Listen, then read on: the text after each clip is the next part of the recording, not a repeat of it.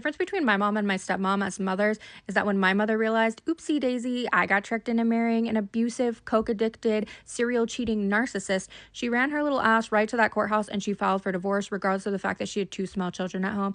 And then when that man continued to break into our house and attack her in front of us, she ran her little ass right back to that courthouse. She filed for full custody and got a restraining order against him. Then she went out. She found herself a new man who was none of those things, married him, and he helped her raise us. And that is who we all grew up calling dad. And my parents are still married to this day, okay?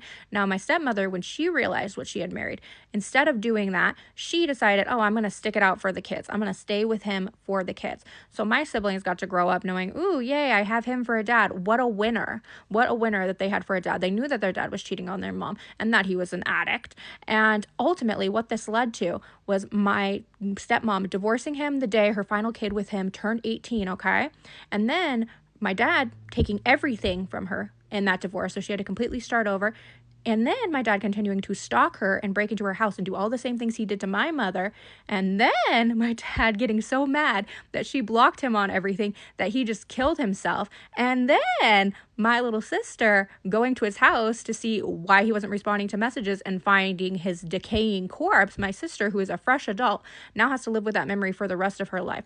So when you're sitting there and you're thinking, I really want to stay with him for the kids, about that toxic relationship that you're in, think about the fact that you can either be like my stepmom in this situation, or you can take the other path and be like my mom and go find yourself a good man.